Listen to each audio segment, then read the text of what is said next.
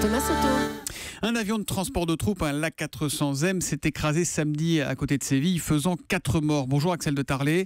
C'est un coup dur pour Airbus dans le domaine militaire. C'est un revers de plus pour cette A400M qui a cumulé les problèmes décidément. Effectivement, car au-delà de ces problèmes de sécurité, alors on verra maintenant ce que disent les boîtes noires, cet avion en effet accuse déjà 4 années de retard de livraison et puis surtout son budget s'est envolé. Il est passé de 20 à plus de 30 milliards d'euros. Mais pourquoi ? Alors parce qu'un avion militaire comme l'A400M, il faut savoir que c'est un avion très compliqué à développer. Pourquoi ? Parce qu'on lui demande énormément de choses, bien plus qu'un avion de ligne classique.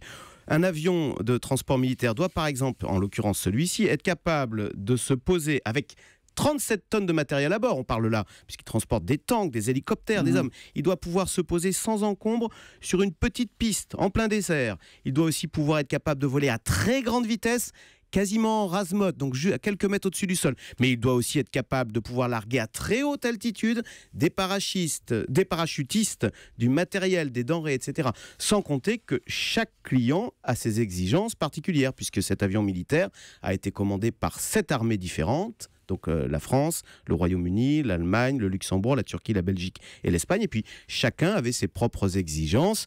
Les uns, par exemple, exigeaient que cet avion puisse ravitailler en vol un hélicoptère ou un autre avion, etc. Ça veut dire qu'en fait, ils font lourdeau ces gros avions, mais ce sont des bijoux de technologie. Exactement. Il ne faut pas se fier aux apparences. D'où ce retard et ce budget qui s'est envolé.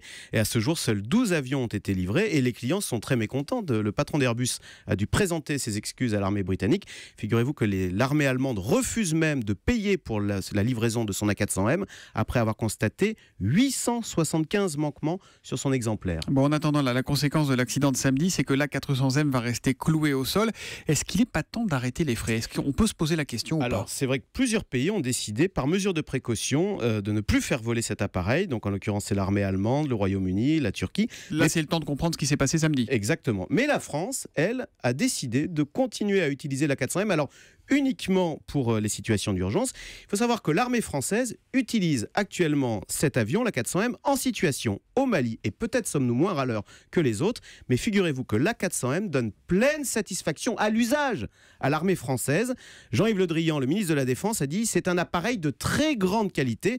Donc on le voit après cet accouchement douloureux. Ce serait quand même dommage, après avoir investi 30 milliards d'euros dans cet avion, d'arrêter les frais. Et au contraire, figurez-vous que l'A400M est aujourd'hui considéré comme le meilleur avion de sa catégorie et qu'Airbus ambitionne de le vendre à l'armée américaine. Voilà, si vous avez des questions à poser à Axel sur cette A400M ou plus largement sur Airbus et ses déboires, vous n'hésitez pas à vous nous appeler au 39 21 et Axel vous répondra tout à l'heure dans le débrief de la matinale. Ce sera juste après Nicolas Canteloup. 39 21, le standard est ouvert.